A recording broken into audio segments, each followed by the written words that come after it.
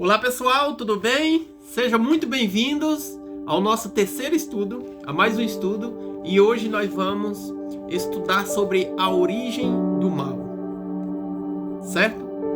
Antes da gente iniciar, eu gostaria de mandar abraço para os nossos amigos nos Estados Unidos, na Índia, na Europa, na Etiópia, na Turquia, tá bom? Em vários outros países aí. Mandar abraço para nossos amigos no Brasil, em todos os países aí que nos acompanham, nosso canal, que acompanham nossos estudos aqui, né? O nosso canal, ele é um canal que trabalha tanto na parte física, né? Quanto também na parte espiritual. Então, o nosso canal, ele tem essa flexibilidade aí, né? Tudo aquilo que é bom e agradável, que ajuda o próximo, alguma coisa do tipo, né? Tanto na parte espiritual como na física, a gente traz aqui pro nosso canal. Por isso o nosso canal, ele é recheado aí de coisas maravilhosas, tá bom? E eu estou muito grato porque você está aqui mais uma vez para estudar a palavra de Deus com a gente, tá bom? É difícil, né, você ver um canal onde ensina a palavra de Deus ali, te mostrando os textos bíblicos para você ler e tudo, né? Geralmente você vai numa igreja aí, né, para aprender de Jesus, saber quem é Jesus, aprender da palavra, e muitas vezes a palavra não é aberta, né? As pessoas falam as coisas porque elas pensam, eu acho que é assim, eu penso que é dessa forma, mas nunca vai buscar na Bíblia, mostrando para você, abre aí a Bíblia no capítulo tal, verso tal, lê aí, eu vejo que é assim, né? E nós estamos aqui fazendo essa diferença, trazendo a palavra de Deus para você, para que você saiba de fato o que a Bíblia diz, tá certo? Então, estamos muito felizes. Como sempre eu digo, a gente não tem o direito de abrir as Escrituras sem antes pedir permissão ao Pai. Então eu te convido para que você feche seus olhos daí de onde você está, tá bom? E vamos fazer uma oração, pedir discernimento ao Senhor, tudo bem? Vamos orar então? Querido Pai, obrigado porque mais uma vez o Senhor nos deu a oportunidade de estar aqui com os internautas para estudar a Tua Palavra, falar sobre a origem do mal, descobrir como o mal se iniciou, da onde começou o pecado, da onde começou o mal, e nos ajude, Senhor. Abra nossa mente para que nós compreendamos, o nosso coração para que nós possamos aceitar, e mais do que isso, ajude-nos, nos dê a capacidade para que nós possamos praticar aquilo que o Senhor deseja. Nós te pedimos essas bênçãos em nome do Senhor Jesus. Amém. Bom, oração concedida. Agora sim, agora nós temos todo o direito de começar estudando a Bíblia Sagrada, tá bom? Então eu quero ler aqui algumas informações com você. Olha só, que interessante isso aqui, ó. Charles Baudelaire, um historiador, artista e poeta francês, né?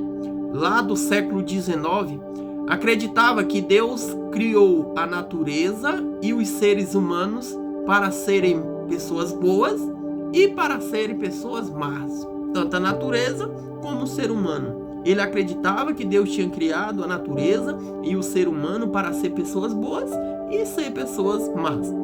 Assim como Charles Baudelaire pensava e acreditava desta forma no século XIX, muitas pessoas ainda hoje acreditam desta forma. Acreditam que Deus criou pessoas para ser boas e pessoas para ser ruins. Na natureza, da mesma forma, os animais para ser ruins, os animais para ser bonzinhos, né? Por isso que existe o gatinho dócil, né? E existe o leão feroz, né? As pessoas ensinam dessa forma e acreditam assim, tá bom? Vamos continuar aqui na nossa leitura, né? Então, como Charles Baudelaire, muitas pessoas também ainda acreditam desta maneira, né? Resultando, olha só, para ser pessoas boas e pessoas más, resultando no que parecia ser uma mistura de ambos. Há quem concorde com o Baudelaire, mas qual deve ser a postura do cristão? Qual deve ser a postura do cristão? Como harmonizar um Deus amoroso que deu a própria vida para salvar pecadores com a existência de uma doença, sofrimento e morte? Como harmonizar tudo isso? Um Deus que deu a própria vida para salvar a do próximo, a das pessoas, da humanidade. Como harmonizar, né? Um um Deus que deu a vida para salvar a humanidade, com as doenças, com os sofrimentos, com a morte, né?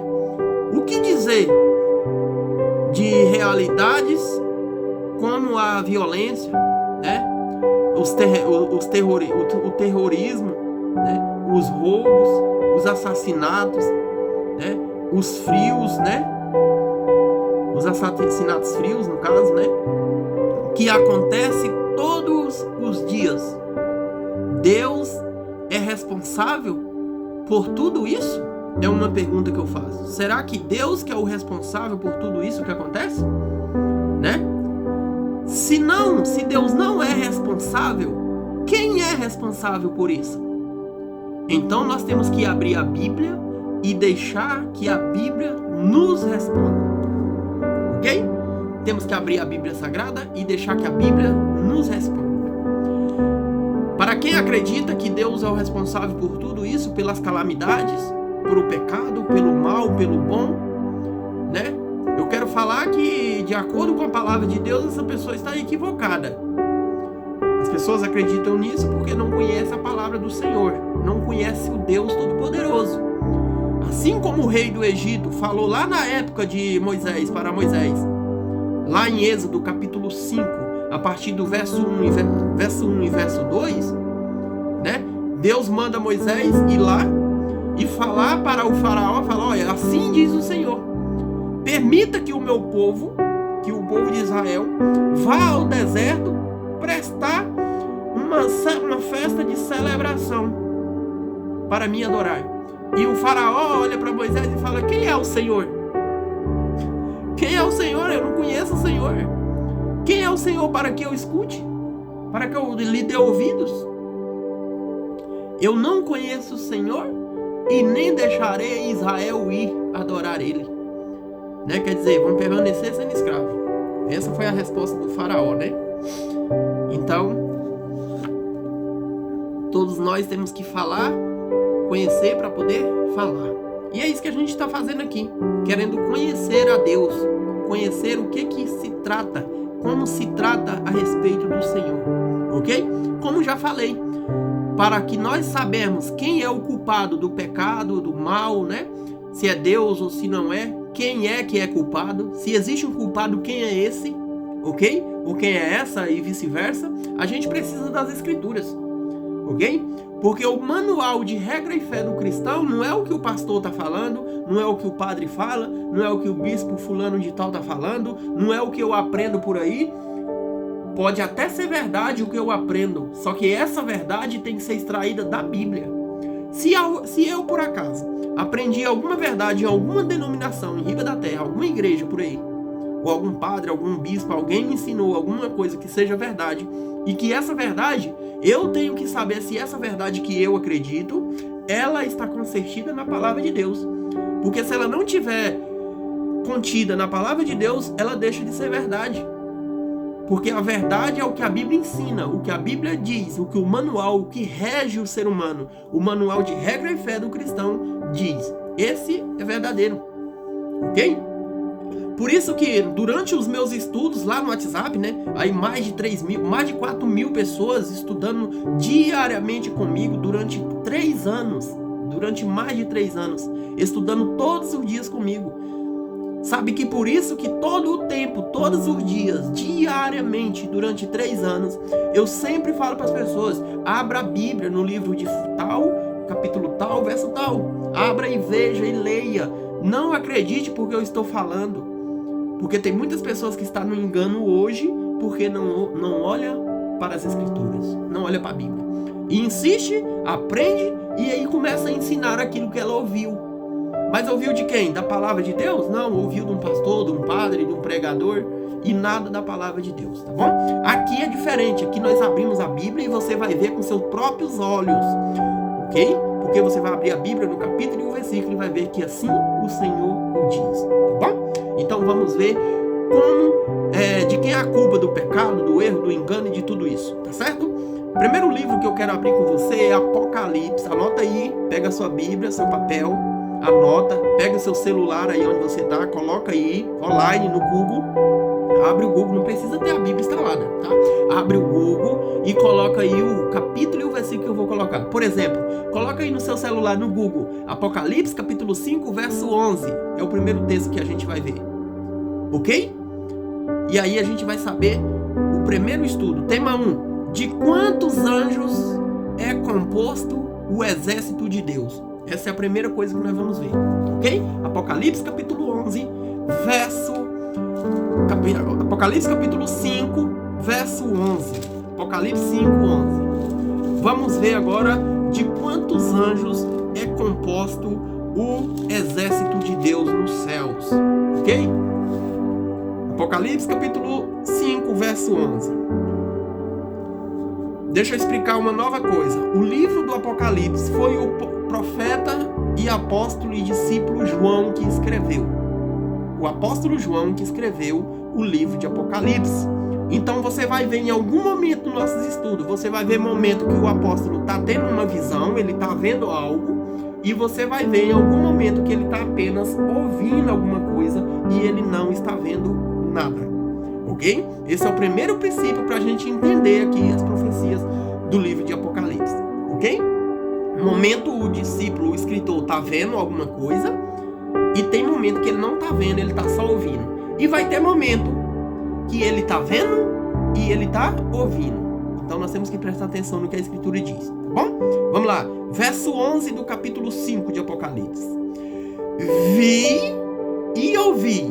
Lembra que eu falei? Aqui o apóstolo estava vendo e ele está ouvindo, ok? Então vi e ouvi uma voz de muitos anjos, ao redor do trono, dos seres viventes e ao redor dos anciões, cujo número era de milhões e de milhões, de milhares e de milhares.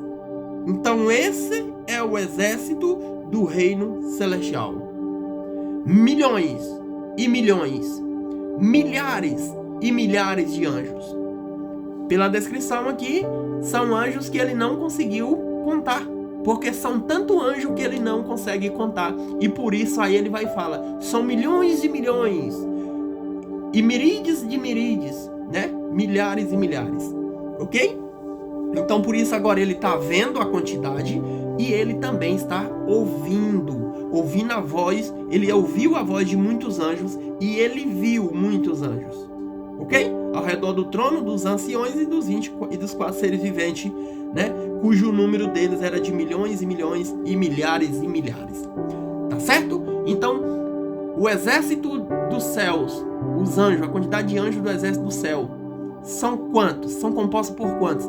De acordo com a visão do profeta, inspirado pelo Espírito Santo, são milhões e milhões e milhares, tá certo? Então a gente não consegue contar a quantidade de anjos do exército do Senhor, tá bom? Então vamos pro tema 2. O tema 2 está falando assim, ó.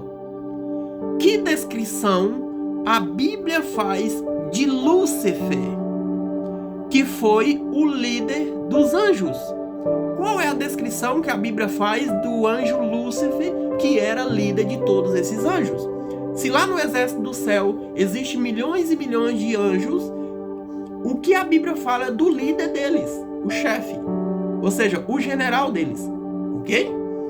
Certo? Então vamos para a Bíblia mais uma vez. A Bíblia vai nos falar o que ela fala a respeito desse anjo, ok?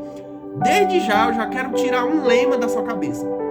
Existem pessoas que têm muito medo da palavra Lúcifer, ok? Porque diz que é uma palavra muito feia, é uma palavra muito... Eu quero te falar que a vida inteira te enganaram. E a vida inteira você teve medo de algo que não deve ter medo. A palavra Lúcifer quer dizer anjo de luz. Anjo de luz. Por isso Lúcifer. Coloca aí no teu Google o que significa a palavra Lúcifer. Você vai ver que é anjo de luz. Ok? E nada de uma coisa... Tem gente que nem coloca, né, o nome no filho ali, porque diz que é uma coisa muito ruim. Não tem nada a ver, tá bom? Lúcifer é o nome de um anjo perfeito do Senhor. Era o nome de um anjo perfeito do Senhor que chamava Lúcifer, anjo de luz, tá bom? Vamos para o nosso próximo texto, Ezequiel capítulo 28. já anota aí, já abra a sua Bíblia, abra o seu celular, tá bom? E vamos lá no livro de Ezequiel. Ezequiel, capítulo 28. Ezequiel 28, nós vai olhar para o verso 14 ao 17, tá bom? Olha a descrição que a Bíblia faz desse anjo, do verso 14 ao 17. Tu eras querubim da guarda ungido, e te estabeleci, permanecia no monte santo de Deus, nos brilhos das pedras andava, perfeito tu eras nos teus caminhos, desde que o dia em que foste criado, até que se achou iniquidade em ti. Na multiplicação do teu comércio se encheu o teu interior de violência, e pecaste, pelo que te lancei profanado fora do monte de Deus, e te farei perecer. O querubim da guarda, em meio ao brilho das pedras, elevou-se o teu coração por causa da tua formosura, corrompeste a tua sabedoria, por causa do teu resplendor, lanceste por terra, diante dos reis tipos, para que te contemplem, até o verso 17. Ezequiel 28, do verso 14 até o verso 17. Então aqui faz uma descrição desse anjo. Veja que do verso 14 até o verso 15, ele dá uma boa descrição desse anjo. Diz que esse anjo era um querubim da guarda real ungido, e que ele foi estabelecido pelo próprio Deus, e ele que permanecia no monte de Deus, ele vivia no santuário de Deus. Esse anjo chamado Lúcifer, no monte santo de Deus. Outra coisa, no brilho das pedras andavas. Ele andava no meio dos brilhos das pedras. Diz que era um anjo muito bonito. O verso 15 vai dizer que ele era muito perfeito. Ele era perfeito nos caminhos dele. Ele andava de acordo com a vontade de Deus. Aqui está falando no verso 15. Desde que um dia, agora aqui já começa a dar outra descrição diferente do anjo. No próprio verso 15. Desde que o dia em que foste, ele era perfeito nos seus caminhos, desde que o dia em que foste criado. Aí no mesmo verso 15 disse: até que se achou iniquidade em ti. Até que um momento foi achado iniquidade nesse anjo. O verso 16 vai falar: na multiplicação do teu comércio, do teu comércio, se encheu o teu interior de violência.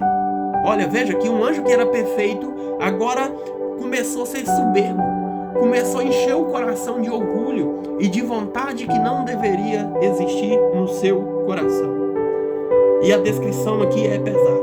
E por isso o coração dele se encheu de violência, e por isso ele pecou, pelo qual Deus lançou ele profanado fora do monte de Deus.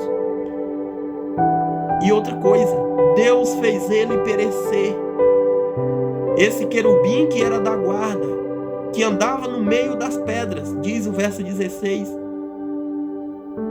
elevou-se o seu coração por causa da formosura que ele tinha, viu? Era um anjo muito lindo, por causa da formosura que tinha, corrompeu a sabedoria que existia nele.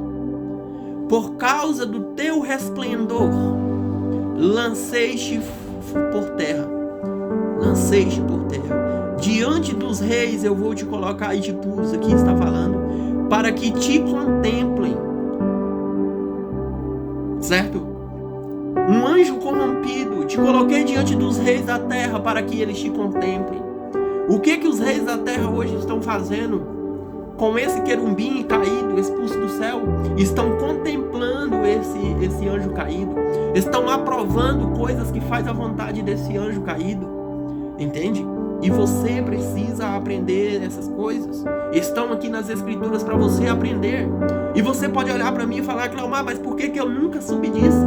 Por que eu nunca fiquei sabendo disso aqui? Porque o teu líder na igreja onde você anda, na igreja onde você frequenta, ele nunca vai te mostrar isso aqui. Lá não tem texto bíblico. Me diga quantos anos que você faz, que você frequenta uma denominação. Me diga quantos estudos bíblicos o líder já te ofereceu, ou alguém da tua igreja te ofereceu. Quantos estudos bíblicos você fez? Você conhecia esses textos bíblicos que eu estou te passando? Entende? E o problema não está também só no líder. O problema também está em nós. Porque nós devemos estudar a Bíblia. Não porque um pastor ensina, não porque um bispo ensina, não porque um padre ensina, mas por a vontade do nosso coração. Nós temos que conhecer quem é Jesus Cristo. É um dever nosso. Ok? Então essa é a descrição que a Bíblia dá desse anjo que liderava o exército dos anjos do céu. Ok? Essa é a descrição que a Bíblia faz. E o nosso tema 3. Que outros pecados esse anjo cometeu? Um anjo que era perfeito agora, que andava no meio das pedras brilhantes. Um anjo agora que era líder dos outros anjos. Era tipo o general dos outros anjos. Agora ele peca. O coração se encheu de iniquidade, de orgulho, de arrogância. E qual foi o outro pecado que esse anjo cometeu? E por quê? Olha o que vai falar 1 João, capítulo 4. Vamos lá. 1 João. Quero ler com você rapidinho aqui, ó. 1 João, capítulo 3 e o verso 4. 3, verso 4. Diz assim, ó. Todo aquele que pratica o pecado também transgride a lei, porque o pecado é a transgressão da lei. A lei de Deus. Quantas vezes as pessoas já te ensinou, você já ouviu, ou talvez você até acredita, a lei de Deus ela foi abolida. Jesus Cristo aboliu a lei de Deus na cruz do Calvário. Quantas vezes você já falou isso? Talvez você já ensinou isso para alguém. Por que Satanás pecou? Ele corrompeu a sabedoria que tinha, transgrediu a lei de Deus. Por que ele se tornou pecador? Porque ele transgrediu uma lei que regia o céu. Ele transgredia, e a Bíblia vai nos falar em 1 João, capítulo 3, verso 4, que todo aquele, não só Satanás, mas olha, todo aquele que pratica o pecado, todo aquele que pratica o pecado, também transgride a lei. E por que transgride a lei? Porque o pecado é a transgressão da lei. Você sabe o que é pecado? A Bíblia está falando. Ah, é pecado matar, é pecado roubar, é pecado estrupar, é pecado isso, é pecado aquilo, sim. Mas a Bíblia está dizendo que transgredir a lei de Deus, isso é pecado. Eu vou ler o texto de novo para você não se equivocar. 1 João capítulo 3, verso 4. Todo aquele que pratica o pecado também transgride a lei. Por quê que transgride a lei? Porque o pecado é a transgressão da lei. Meu amigo e minha amiga, quantas vezes você já ouviu dizer que a lei de Deus foi abolida? Se a lei de Deus foi abolida, a pessoa está falando que é santa. A pessoa está falando que ela não é pecadora. Por quê? Porque pecado é a transgressão da lei. Se essa lei não existe pecador. Todos são santos, todos são pessoas boas, boa demais, santa demais, nem pecar não peca, porque não tem mais lei. Você acha que porque hoje aqui no mundo físico, por que é proibido matar? Por que uma pessoa mata alguém e ela vai presa? Porque ela transgrediu uma lei que diz que não pode matar e nem tirar a vida de ninguém. Ok? Por que a pessoa vai presa? Porque ela roubou, ela transgrediu a lei que diz que não pode roubar. E assim vice-versa. A lei de Deus é da mesma forma. Se eu tiro a lei que rege em um país, se arranca a lei, se abole a lei que é proibido matar, agora você pode matar e nada mais vai acontecer. Você pode matar tranquilo, não tem mais problema nisso.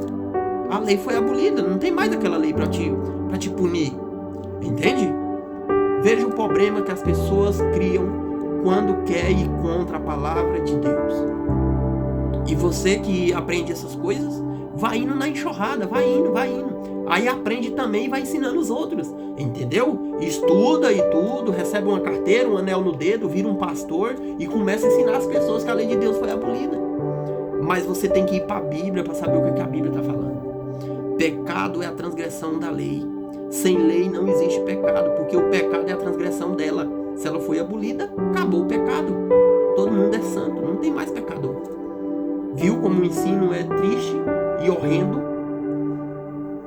Vamos para o nosso tema 3, como falei, né? Que outro pecado esse anjo cometeu? Isaías capítulo 14, verso 12 ao verso 14 vai nos falar. Isaías 14.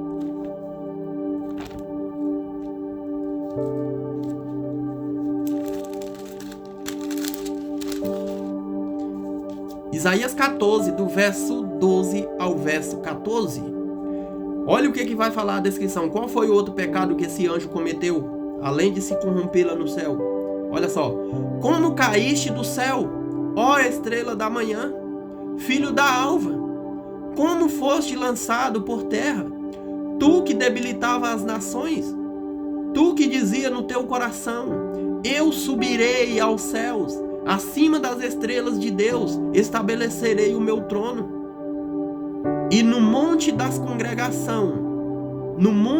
congregação, me assentarei, mas nas extremidades do norte. E o verso 14, subirei acima das mais altas nuvens e serei semelhante ao Altíssimo. Qual foi o outro pecado que esse anjo que era perfeito cometeu? Ele quer ser Deus. Ele queria estar acima das estrelas do céu e ser semelhante ao Altíssimo. Olha que pecado gravíssimo que esse anjo cometeu. Por isso que foi expulso. Queria tomar o lugar do Criador. Já imaginou a criatura querer tomar o lugar do Criador? Entende? Isso faz me lembrar da história de Abraão e Ló, né? Olhou para que a vista levantou e viu: esse lado aqui é mais verdejante, esse lado aqui eu vou prosperar mais, certo? Levantou o coice enquanto aquele que o acolheu, aquele que o cuidou, que o zelou, que foi lá, salvou no meio daquela guerra, né? Salvou ele lá, a sua família, trouxe de volta, entregou tudo de volta, e agora ele vira as costas para Abraão. Foi isso que Lúcifer fez. Andava no meio das pedras, era líder de todos os anjos celestiais, perfeito, tinha formosura, como o texto diz. Abandonou tudo e ainda mais cometeu um pecado mais grave ainda. Eu subirei o mais alto das nuvens e estabelecerei o meu trono e serei semelhante ao Altíssimo. Isaías capítulo 14, do verso 12 ao verso 14. Anota, lê, abre a Bíblia, lê no celular. Veja aí com seus olhos. Talvez você nunca viu esse texto, né? E eu estou aqui hoje para ajudar você e me ajudar e ajudar todas as pessoas que querem ser ajudadas. Aqui nós aprendemos a Bíblia de verdade. E a única coisa que importa é o que a Bíblia diz. Ok? Vamos para o nosso próximo tema, né? Qual foi o resultado da rebeldia desse anjo? Que resultado foi? O resultado da rebeldia desse anjo findou em quê? Essa é a pergunta. Vamos deixar que a Bíblia nos responde. Ok? A Bíblia nos responde. Como sempre eu falo, a palavra de Deus é quem nos guia. É o nosso manual de regra e fé. Nós temos que andar de acordo com o que a palavra de Deus nos rege. E ela diz o seguinte. Apocalipse capítulo 12, versos 7 ao 9. Apocalipse 12, versos 7 ao 9 diz assim. E a pergunta é: qual foi o resultado da rebeldia desse anjo? Ok? Essa foi a pergunta aqui. Então eu vou responder na Bíblia juntamente com você. Houve peleja no céu. Miguel e os seus anjos pelejaram contra o dragão. Também pelejaram o dragão e os seus anjos. E o verso 8: todavia não prevaleceram, nem mais se achou no céu lugar para eles. E o verso 9 e último: e foi expulso o grande dragão, a antiga serpente, que se chama Diabo e Satanás, o sedutor de todo o mundo. Sim, foi atirado para a terra, e com ele os seus anjos. Então a pergunta que está aqui foi: qual foi o resultado da rebeldia desse anjo? Houve uma guerra espiritual. Uma guerra espiritual, não é uma guerra de espada, de cortando e sangue, essas coisas. Isso não existe com Deus. As batalhas de Deus não é dessa forma. É batalha espiritual. É a mesma coisa de um pastor ungido que recebeu o Espírito Santo sobre ele, agora vai orar sobre uma pessoa que está endemoniada. É uma batalha, uma guerra espiritual. Algumas batalhas é vencida, outras são perdidas. Ok? Mas no reino celestial, todas as batalhas foram vencidas. Deus saiu como vitorioso, porque o amor de Deus é grande, a sua justiça dura para sempre, e Deus sempre age com equidade. Com equidade. Ok? Então essa foi a batalha. O anjo, Satanás e os seus anjos lutaram contra Miguel e os seus anjos, mas todavia não prevaleceram. Ele foi expulso do céu, ele e os seus anjos, e foram atirados na terra. E aqui está, atentando os filhos de Deus, atentando as pessoas, atentando os governantes. Viu no texto que a gente viu em Ezequiel, no meio dos reis te pus, para que eles te contemplem. Esses reis que não servem a Deus, que não temem ao Senhor, estão contemplando com as suas atitudes de maltratar o povo, de impor coisas de goela abaixo ao povo, usados pelo inimigo. Ok? Então esse é um ponto muito especial. Apocalipse capítulo 12, verso 7 ao verso 9. Anotou aí? Abriu a Bíblia aí? Abriu no celular aí? É isso que um cristão tem que fazer. Abrir a Bíblia, ler, olhar e ver com seus próprios olhos. Desta forma, você jamais será enganado. Tenho certeza que jamais será enganado. Ok? Você viu aqui? A antiga serpente. Lembra lá do Jardim do Éden, uma serpente que enganou Eva? Pois é, a antiga serpente. Que serpente é aquela lá? Lá não fala quem é. Mas aqui no Apocalipse está falando quem é. É a antiga serpente que se chama Diabo e Satanás. Apocalipse capítulo 12, verso 7, verso 9. Viu como é importante estudar a Bíblia? É fácil de aprender ou não é Apocalipse? Tem pessoas que ensinam que Apocalipse é um livro que você não deve nem abrir. E eu quero te falar que Apocalipse não tem nada a ver com o que esse povo ensina por aí. Apocalipse se refere ou significa revelação.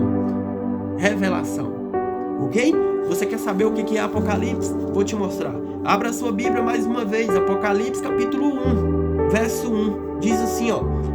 Apocalipse de João, capítulo 1, verso 1.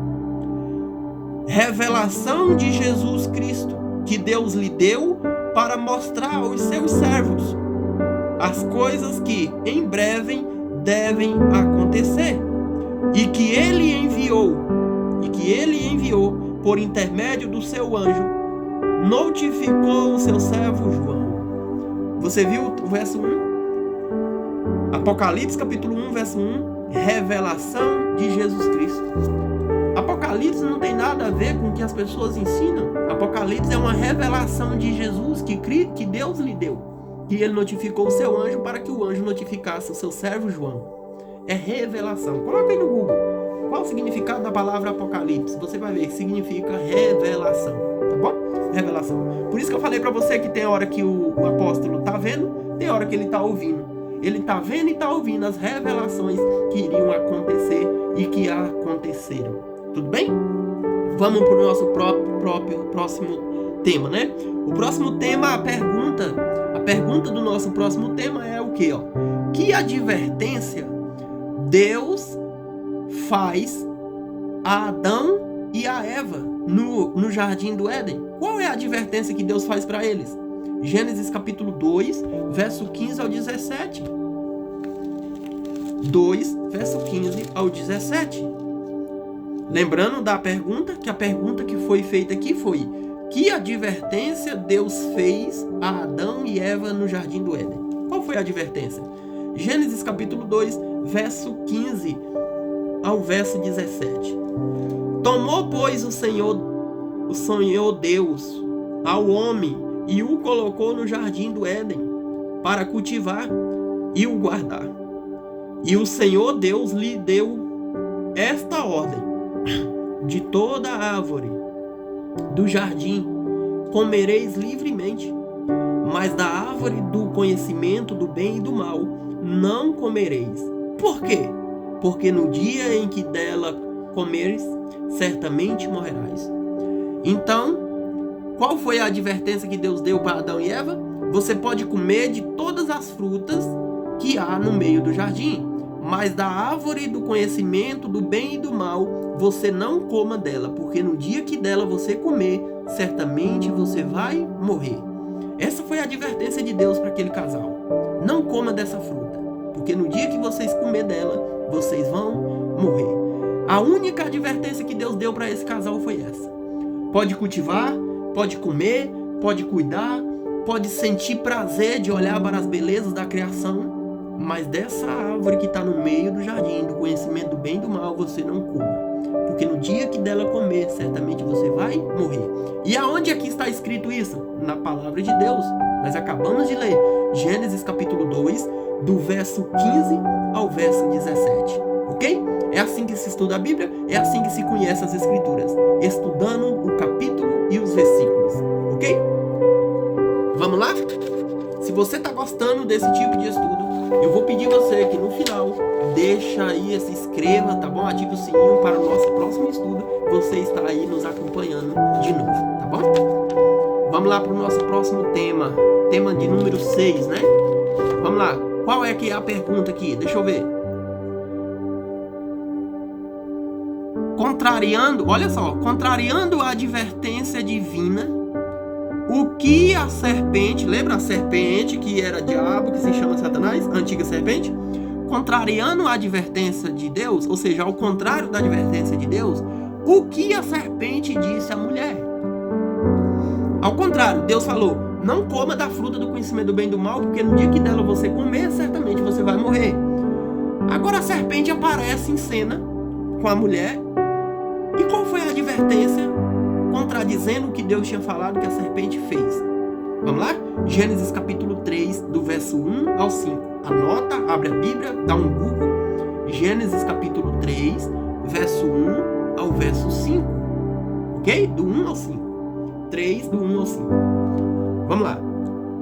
Mas a serpente, mais sagaz que todos os animais selváticos que o Senhor Deus tinha feito, disse à mulher: é assim que Deus disse: não comereis de toda a árvore do jardim.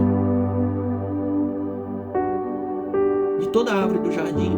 Respondeu a mulher, verso 2: do fruto das árvores do jardim podemos comer, mas do fruto da árvore que está no meio do jardim, disse Deus: dele não comereis, nem tocareis nele, para que não morrais.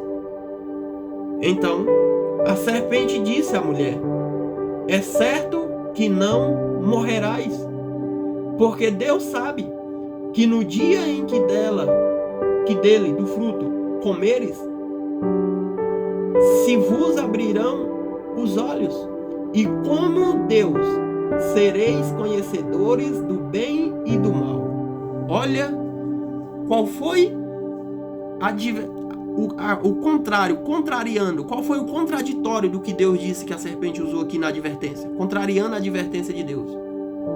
Deus falou no capítulo 2, verso 15 ao verso 17: não coma desse fruto do conhecimento do bem e do mal, porque no dia que você comer dela você vai morrer. A serpente no verso 4 disse assim, ó: então a serpente disse à mulher: é certo que não morrerás. A serpente falou, olha, a mulher falou, olha, eu não posso comer dessa fruta porque o meu Senhor, o meu Deus disse que no dia que dela eu comer, eu vou morrer. A serpente chega e fala assim, não, pode comer tranquilo, que é certo que você não morrerá. Ok? E agora aqui eu já quero te ajudar mais uma vez com outra coisa. Ok? É certo que não morrerá. Existem muitas pessoas ensinando por aí, e nós vamos ver nos estudos seguintes, de que a alma não morre. A alma não morre. O que morre é a carne. Mentiroso. Mentiroso. As pessoas inventou e passou a vida inteira mentindo para você. Porque se você olhar na Bíblia, a Bíblia vai falar o contrário do que essa pessoa te diz. Ok? Não existe um texto na Bíblia dizendo que a alma não morre. Ok? O que existe é o contrário. A Bíblia dizendo que a alma morre sim. Ok? Aqui mesmo em Gênesis, aqui mesmo no capítulo 2, se você olhar aí, no verso 7, a gente vai ter esse estudo, mas eu vou aproveitar para abrir os seus olhos com isso. Você tem que saber o que é uma alma. O que é uma alma? É algo que tem dentro dessa carcaça?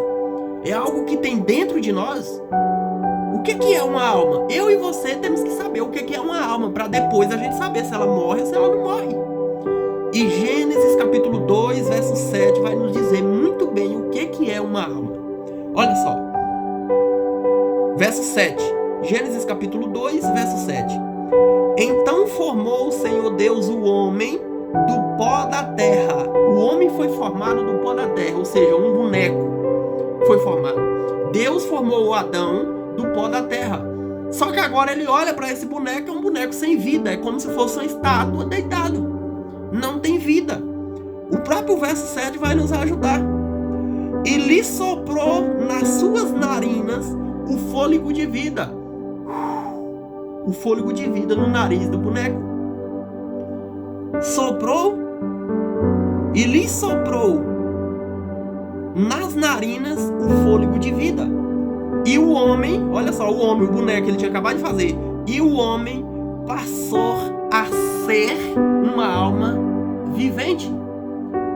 Quando Deus sopra o fôlego de vida no nariz do boneco que estava no chão deitado como uma estátua, o texto sagrado está dizendo que o homem, esse boneco, passou a ser uma alma vivente. Então nós somos uma alma. Nós não temos uma alma. O texto está falando que nós passamos a ser uma alma e não passamos a ter uma alma. Se o texto estivesse falando e Deus soprou o fôlego de vida nas suas narinas e você passou a ter uma alma, eu dava 10%. Eu também ia na mesma embalo das pessoas que defendem que a alma não morre. Ok? Mas o texto nunca fala, em nenhuma versão que você vai olhar aí, você não vai ver o texto falando que o homem passou a ter uma alma. O texto vai falar que o homem passou a ser uma alma. Então você é uma alma. Você é uma alma. E o que Deus falou no capítulo 3, ou no capítulo 2, verso 15 ao 17 foi: não coma da árvore do conhecimento do bem e do mal, porque no dia que dela você comer, alma. Eu não vou usar o nome de Adão. Eu vou usar o que a Bíblia está falando. O homem passou a ser uma alma viva. Então eu vou usar, para você entender e ficar bem claro na sua mente. O que Deus está falando aqui é o seguinte: Adão, ou seja, Adão, não coma da fruta do conhecimento do bem, alma, senão você vai morrer, alma. Entendeu? Para ficar bem traduzido mesmo, né? Não, tá no português, mas para ficar bem traduzido. É como se Deus estivesse falando para Adão assim: alma, você pode comer de todos os frutos que tem no meio do jardim, alma, mas do fruto do conhecimento do bem e do mal, não coma, alma, porque se você comer, você vai morrer, alma. Entendeu? É isso que está falando aqui no texto. Aí a serpente, contrariando, fala assim, ó: é certo que não morrerás. Contradizendo aquilo que Deus disse. É certo que não morrerás. Entendeu? Não coma, que você vai morrer. Então eu e você, nós não temos uma alma. O texto sagrado diz que nós somos uma alma. Nós passamos a ser uma alma e não a ter uma alma. Beleza? Então eu acho que foi bem esclarecido essa questão aí com você. Beleza? Então vamos lá para mais um texto. Quando a gente chegar nesse tema, a gente vai falar com mais clareza sobre esse tema da alma morrer e a alma não morrer, beleza? Não se apavore, fique tranquilo. Eu vou mostrar para você na Bíblia que a alma morre, é a Bíblia que diz, tá bom? Ao contrário do que as pessoas dizem aí, tá certo? Vamos lá. O tema 7, a pergunta é o seguinte, ó. Que certeza Deus transmitiu a Adão e Eva quando eles pecaram? Qual foi a certeza que Deus transmitiu para Adão e Eva? Qual foi a certeza? Verso 15, capítulo 3, capítulo 3, verso 15. Deus deu uma certeza para Adão e Eva depois que eles pecaram, ok? Deixa eu virar aqui um pouquinho aqui, que eu tô no escuro. Certo? Então Deus deu uma certeza para Adão e Eva depois que eles pecaram, que tá lá no livro de Gênesis, capítulo 3, verso 15. 3, verso 15, diz assim, ó. Porém, inimizade entre ti e a mulher, entre a tua descendência e o seu descendente. Este te ferirás a cabeça e tu ferirás o calcanhar. Então essa foi a certeza que Deus deu para Adão e Eva, depois que eles pecaram. Olha, vocês pecaram, desobedeceram a Deus, me desobedeceram. Então de hoje por diante, eu vou colocar uma inimizade entre você, entre o seu descendente, serpente, e o seu descendente, mulher. Ele vai lhe ferir a cabeça e você vai ferir, e o seu descendente vai ferir o calcanhar. Ok? Vai ferir o calcanhar. Então essa foi a certeza que Deus deu para eles. Ferir o calcanhar de que forma? E de que forma esmagar a cabeça? Como que o descendente da serpente iria ferir o calcanhar do descendente da mulher? De que forma? E a gente encontra isso em Jesus. Quando Jesus é crucificado e é ressuscitado, ali quando Satanás faz a cabeça dos crentes, dos anciãos, né, dos sacerdotes, para que eles levassem Jesus na presença ali do rei, né, Herodes, né, Pilatos, né, para que eles matassem Jesus, né, e Jesus é crucificado, ali o descendente da serpente está ferindo o calcanhar do descendente da mulher, ou seja, Jesus Cristo. Ok? Deu para entender isso aí? Se não entendeu, você deixa nos mensagens, manda um WhatsApp que vai ficar aqui na descrição desse vídeo. O meu WhatsApp tá ali para você mandar a sua questão, a pergunta que você não entendeu, tá bom? E aí a gente vai responder a sua pergunta ali, tá bom? A gente vai responder essa pergunta ali. E de que maneira o descendente da mulher, Jesus, o descendente da mulher, iria esmagar a cabeça do descendente da serpente, ou seja, Satanás? De que forma isso vai acontecer? Quando Jesus voltar para buscar os seus salvos, ele vai levar todas essas pessoas, assim a Bíblia diz, e a gente vai mostrar isso para você em texto, eu tô só adiantando, a gente vai mostrar isso para você dentro da Bíblia, tá bom? Vai levar as pessoas para o céu, para viver com ele. Diz que essas pessoas, os salvos, vai viver com ele 1000 anos no céu. Depois desses 1000 anos, diz que a cidade santa vai descer, Jesus vai descer, e aí a cabeça do descendente da serpente vai ser esmagada de uma vez por todas.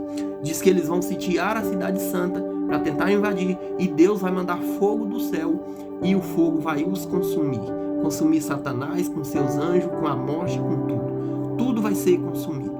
Ali a cabeça do descendente da serpente vai ser esmagado pelo descendente da mulher, que é Cristo Jesus. Ok? Deus abençoe você por essa palavra, tá bom? E a gente vai estudar sobre isso, tá bom? Eu tô falando aqui só para você entender sobre o respeito do que eu tô falando, tá bom? Então, esmagar a cabeça da serpente, do descendente da serpente, e ferir o calcanhar do descendente da mulher, é isso aqui que eu estou te falando, e a Bíblia mostra muito bem essa questão, tá bom? mas a gente vai ter estudo a respeito disso e lá a gente vai explicar direitinho para você, tá bom? Vamos lá no nosso próximo tema. Qual é a próxima pergunta que está no próximo tema? De que maneira Satanás tenta as pessoas tenta enganar as pessoas hoje? Essa é a pergunta. Qual a maneira de Satanás tentar enganar as pessoas hoje? O que ele usa para tentar enganar as pessoas hoje? Vamos ver? 2 Coríntios capítulo 11, verso 14 e o verso 15. 2 Coríntios capítulo 11, verso 14 e o verso 15. Vamos lá.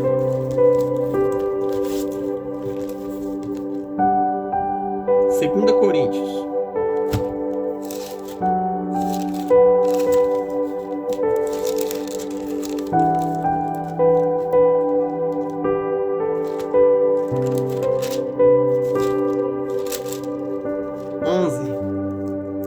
Verso 14 e o verso 15. E não é de admirar, porque o próprio Satanás se transforma em anjo de luz. Não é muito, pois que os seus próprios ministros se transformam em ministros de justiça, e o fim deles será conforme as suas obras. Olha, esse texto bíblico aqui, ele é muito pesado. A pergunta que foi feita aqui, nesse tema, foi: de que maneira Satanás engana as pessoas hoje? O que ele usa? Ele usa os pregadores, ele usa os ministros, ele usa os pastores, ele usa os bispos, ele usa os padres para enganar as pessoas. Você que está caindo nesse vídeo agora, você acaba de descobrir uma fonte maravilhosa de ensino. 2 Coríntios, capítulo 11, verso 14 e verso 15. Eu quero ler de novo para você. 14 e o verso 15. E não fica admirado, porque o próprio Satanás se transforma em anjo de luz. O próprio Satanás se transforma em anjo de luz. É isso que ele usa para enganar as pessoas hoje. Se transformando em anjo de luz, em um bom pastor, em um bom padre, em um bom bispo, para enganar as pessoas hoje. Para manter as pessoas no engano e fazer com que as pessoas não conheçam a Deus e não conheçam a Cristo e se percam por causa disso. Que esses pastores, esses padres, sejam usados para ir contra a palavra de Deus. Lembra que eu te mostrei aqui o texto da lei? A lei foi abolida, pessoas usadas pelo inimigo para falar contra a lei de Deus. E a palavra de Deus está falando: pecado é a transgressão da lei. Entende? É desta forma que ele usa hoje para enganar as pessoas, transgredindo a lei. E o verso 15 diz assim, ó: não é muito, pois, além dele se disfarçar de anjo de luz, o que ele faz? Agora ele usa os pregadores. Olha só. Não é muito, pois, que os seus próprios ministros, ministros de Satanás, se transformam em ministro de justiça. Ministro de justiça. A fim deles, ministro de justiça. E o fim desses ministros de justiça, será conforme as suas obras. Meu amigo e minha amiga, você que defende o erro, você que defende o engano, você que ensina o erro para as pessoas, fazendo as pessoas viver a vida inteira dentro de uma igreja, sem conhecer nada da Bíblia, nada. Qualquer pessoa que você procurar pela rua por aí, você vai procurar: conhece a Bíblia? Conheça a Bíblia. Quantos livros ela tem? Não sei. Quanto tempo ela demorou para ser escrita? Não sei. Quantos livros ela tem? Não sei. Quantos capítulos ela tem? Não sei. Quantos versículos ela tem? Não sei. O que acontece com a pessoa quando ela morre? Ah, ela morreu salva, vai para o céu. Ela morreu perdida, vai para o inferno. É isso que você escuta por aí. Nada disso a Bíblia ensina.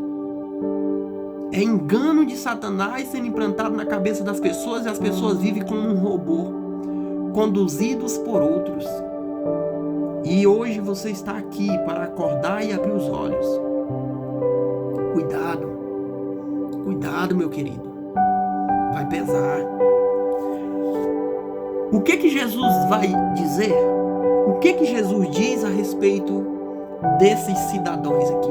Desse anjo de luz, desses ministros aqui, ó. Esses pastores aqui, esses padres, esses bispos aqui, essas pessoas. Esses ministros de Satanás aqui. O que Jesus diz a respeito? Vamos lá, vou te mostrar na Bíblia. Abra a Bíblia aí, ó. Mateus capítulo 24. Mateus capítulo 24. 24, verso 24. 24. Olha o que Jesus diz. Porque surgirão falsos cristos e falsos profetas, operadores de grandes sinais, ou seja, grandes milagres e prodígios, para enganar, se possível, até os eleitos. É isso que Jesus fala desses ministros. Porque surgirão falsos profetas e falsos cristos, ok? E falsos cristos e falsos profetas, operando grandes milagres e prodígios, para enganar, se possível, até os eleitos. Até você, sincero, você que tem muita fé em Deus, que vai para uma denominação porque acredita em Deus, até você, se possível, se você der lugar, você descobrir a verdade e não abandonar o erro, se possível, Jesus está falando, vai ser enganado por Satanás e pelos seus ministros. E por que você será enganado? Porque você não conhece isso aqui, ó, as escrituras. Mas está na hora de conhecer. Você conhecia esse texto aqui? Esse texto sagrado? Se conhecia, você sabia de quem estava falando? Agora você sabe que esse texto sagrado está falando desses pastores que ensinam contra a lei de Deus, que ensina contra as verdades bíblicas, que ensina contra a palavra de Deus. É fácil de você saber o que estão te ensinando é verdadeiro ou é falso. Pergunta a ele, aonde está o versículo falando isso aí? Eu quero ler, eu quero aprender. E aí ele vai te apresentar. Sabe quando? Nunca. Porque na Bíblia não vai ter aquele texto que ele está te apresentando onde a lei foi abolida e tudo mais. Ele até pode te apresentar um texto na Bíblia que fala assim, pois Cristo aboliu a lei na sua carne em forma de ordenança. Ele pode achar esse texto e te mostrar. E você talvez por não entender, por não saber o que é ordenança, não vai entender que a lei que ele aboliu na carne em forma de ordenança, a lei que ele cravou na cruz, foi a lei que trazia o sacrifício de animais em prol do pecado, em prol de perdão de pecado. E Cristo, sendo aquele cordeiro verdadeiro, morreu na cruz do Calvário, abolindo aquelas práticas de sacrifício que tinha lá no passado. Agora você não precisa mais sacrificar. Essas eram as leis em forma de ordenança. O próprio texto já está falando, ele aboliu a lei em forma de ordenança. O texto não está falando, ele aboliu a lei em sua totalidade. O texto está falando, aboliu a lei, aí vai explicar de que forma que ele aboliu a lei. Em forma de ordenança. Então as leis de ordenança de sacrifício de animais, essas foram abolidas na cruz do Calvário por Jesus Cristo em sua própria carne. Ok? Então é isso que o texto ali está falando. Mas ele, por ser agente do inimigo, ministro do inimigo, pode tentar te empurrar esse texto de goela abaixo. Mas você é sábio, você da agora para frente vai estudar a Bíblia e vai procurar entender as coisas antes de acreditar, né? Vamos lá. O penúltimo tema que nós temos aqui é: contra quem o inimigo está especialmente irado em nossos dias. Satanás está irado e ele quer destruir alguém. Esse é o papel dele. Ele quer destruir alguém. Mas quem é essas pessoas que Satanás está irado e quem é essas pessoas que o Satanás quer destruir? Essa é a pergunta que foi feita aqui. Satanás está irado e ele quer destruir quem? Quem é que ele quer destruir? Será que ele quer destruir a Bíblia? Já foi o tempo que ele queria destruir a Bíblia. Hoje ele não quer destruir ela. Você viu aqui agora em 2 Coríntios que ele utiliza a Bíblia para que os seus ministros enganem as pessoas. Ele utiliza as escrituras, veja, ministros. Ministro é aquele que ensina, aquele que mostra. Ele usa pessoas que usam a Bíblia Sagrada, a palavra de Deus, para enganar as pessoas. Como tentou enganar Eva lá no começo, como eu falei para você. Deus falou, não coma que você vai morrer. Aí ele vai e coloca, pode comer que você vai ser conhecedora do bem e do mal e certamente você não vai morrer. Viu aí como é interessante estudar a Bíblia? Pois é. Então o penúltimo ali está falando assim, ó. Contra quem ele está irado? Ele está irado com alguém. E quem é essas pessoas? Nós temos que procurar na Bíblia. A Bíblia vai falar quem é. Nós não temos que falar, eu acho que é fulano de tal. Como eu falo para você, o pensamento humano não vale de nada. O que vale é o que está escrito.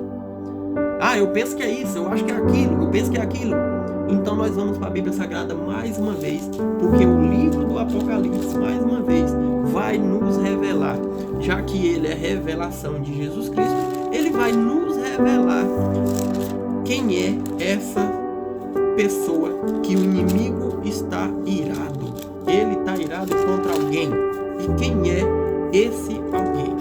Então vamos descobrir aqui na palavra do Senhor quem é que ele está irado. Tá bom? Vamos lá, deixa eu só colocar essa folha aqui. Minha Bíblia já está bem velhinha, que ela já até arrancou a folha, mas nós estamos aqui. Olha, Apocalipse capítulo 12, verso 17. Esse capítulo aqui, esse verso, vai nos mostrar com quem que Satanás está irado. Será que ele está irado com o mundo inteiro? Será que ele está irado com as pessoas do mundo inteiro? Ou ele está irado com alguém? Vamos lá, a Bíblia vai nos responder. Apocalipse capítulo 12, verso 17. Irou-se o dragão. Quem é o dragão na Bíblia? Em profecias, o que é dragão? Nós lemos o texto lá atrás, lembra? A antiga serpente que se chama Diabo e Satanás. Lembra? E pelejou Miguel e os seus anjos. Também o dragão e os seus anjos pelejaram contra Miguel e não prevaleceram. Lembra? O dragão, a antiga serpente que se chama Diabo e Satanás. Lembra? Pois é. Então o dragão é Satanás. E o verso 17, Apocalipse 12, 17. Irou-se o dragão, esse dragão está irado, Satanás está irado, contra a mulher. Quem é a mulher em profecias? A mulher é a igreja, isso você sabe. Você sabe que a mulher aqui é a igreja. Irou-se Satanás contra a igreja, eu vou colocar assim para você entender melhor. Satanás irou-se contra a igreja e foi pelejar contra o restante da sua descendência. Lembra da descendência lá no passado?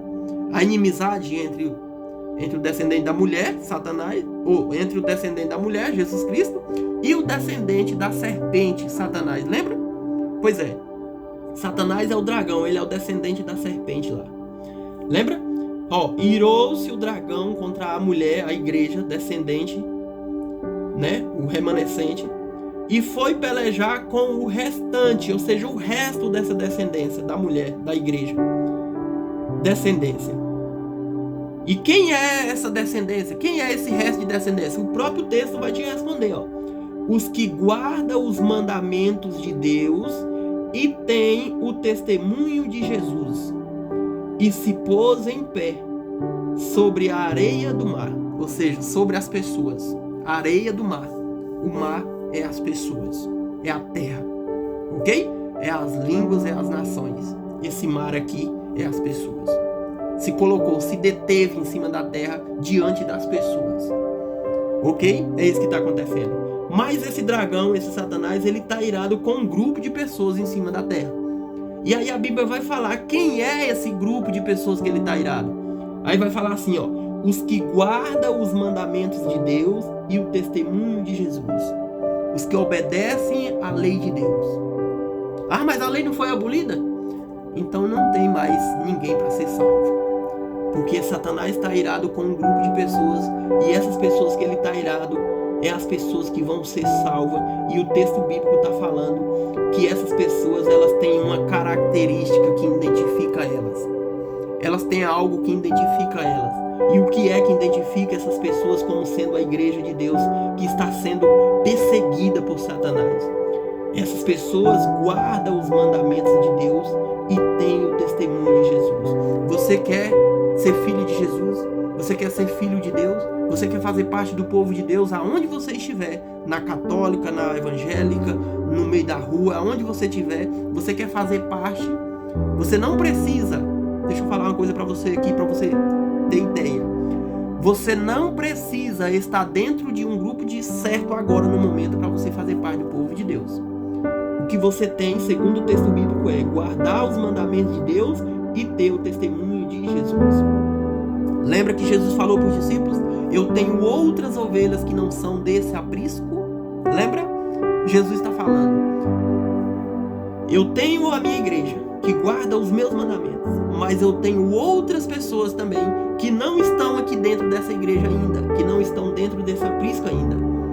Aí ele fala assim, mas um dia elas ouvirão a minha voz, então haverá um só rebanho, uma só igreja e um só pastor. Só Jesus Cristo e a sua igreja remanescente, os guardadores dos mandamentos. Apocalipse capítulo 12, verso 17. Ok? É assim que se estuda a Bíblia, é assim que se entende a palavra do Senhor. Ok? Vamos lá para a nossa última pergunta. A última pergunta diz assim, ó. Como é possível vencer Satanás? É possível vencer Satanás ou não é possível vencer Satanás? Essa é a pergunta que está aqui para nós. É possível? Como vencer Satanás? Como nós venceremos Satanás? Então nós temos que abrir a Bíblia mais uma vez. Não posso achar, é oração. É lendo a Bíblia. É fazendo isso. Eu posso até falar o que eu quiser. E você pode ouvir o que você quiser do seu pastor, do seu padre. Você mesmo aí pode tirar a sua conclusão. Mas a verdade é só uma. O manual de regra e fé do cristão é a Bíblia Sagrada. E nós temos que buscar nela, porque a verdade está dentro da Bíblia. Ok? Por isso eu te convido para abrir o livro de Efésios. Porque aqui o livro de Efésios vai nos mostrar como vencer Satanás. Como é possível vencer Satanás? Vamos lá. Como que é possível? É possível vencer? E se é possível, de que forma? Efésios capítulo 6, verso 10 ao 18. Efésios capítulo 6, verso 10 ao verso 18.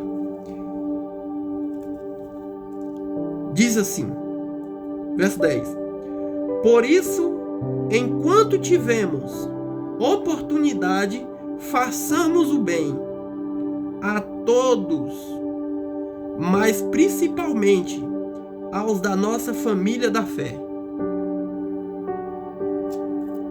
Eu vou ler esse verso de novo para você. Eu vou ler tudo e depois eu vou voltar. Eu vou ler esse verso para você entender alguma coisa, tá bom? Verso 12.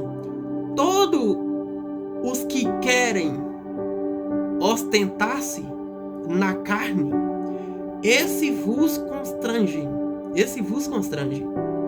a vós. Circuncidardes somente para não serem perseguidos por causa da cruz de Cristo. Vai vendo. Pois nem mesmo aquele que se deixa circuncidar guardam a lei. Você está vendo aqui? Nem todo aquele que se batiza, que se diz crente, que se diz pastor, que se diz padre, que se diz bispo. O texto está falando, nem todo esse que se circunda, que deixam se circundar, guarda a lei. Antes, quem que vós circuncideis para se gloriarem na vossa carne? Então a pergunta é: como é possível vencer? Como é possível vencer Satanás? A Bíblia mostra: aceitando Jesus Cristo, aceitando a salvação de Jesus, guardando a lei, como o texto, como Efésios capítulo 6, verso 13 diz. Guardando a lei. Muitos dizem que é crente e é isso e aquilo, mas não guarda a lei. Mas guardando a lei, a gente vencerá Satanás. Por quê? Pelos nossos méritos? De forma nenhuma. Na cruz de nosso Senhor Jesus Cristo, pela qual o mundo está crucificado para mim e para o mundo, através de Cristo Jesus. Aceitando a graça de Jesus, a salvação gratuita de Jesus e obedecendo Jesus. Continuar obedecendo. Você não foi salvo por Jesus para desobedecer a lei, para fazer isso ou aquilo, para continuar pecando, para continuar fazendo aquilo que Deus não se agrada. Você foi salvo para ser uma nova criatura. Eu li aqui no texto. Eu li aqui no texto. Uma nova criatura. Nova criatura. Para ser uma nova criatura. Sendo uma nova criatura, você consegue vencer o inimigo. Obedecendo a Jesus, você consegue vencer o inimigo. Guardando a lei, que é a mesma obediência, você consegue vencer Satanás. Obedecendo Jesus, você consegue. Você viu que é o contrário do que muitas pessoas ensinam por aí? Quando a gente vai para a Bíblia, para ler apenas na Bíblia, a gente descobre a verdade? Pois é. Mais uma vez eu quero te dar os parabéns por você estar aqui no nosso terceiro estudo, aprendendo a verdade sobre a palavra de Deus. E eu quero orar com você. Ora comigo? Querido Pai Celestial, obrigada porque mais uma vez o Senhor nos deu a tua graça, a tua misericórdia, abrindo a nossa mente para que nós possamos compreender e abrindo o nosso coração para que nós possamos aceitar. Eu coloco esse internauta que está aqui agora, vendo esse vídeo. Eu não sei o dia, eu não sei a hora, eu não sei quando ele vai ver. Mas quando ele ou ela vê, Senhor, eu coloco eles na tua presença. Que o teu Espírito Santo cubra eles de bênção. E que eles venham sim, Senhor, pegar os textos bíblicos, abrir a Bíblia e ler com seus próprios olhos. E aceitar a verdade e rejeitar o engano. Rejeitar aquilo que foi ensinado durante muito tempo, que não tem nada a ver com a tua palavra. Eu te peço essas bênçãos, em nome do Senhor Jesus. Amém. Muito obrigada mais uma vez, e eu te espero no nosso próximo estudo. Fica com Deus e até lá. Tchau, tchau.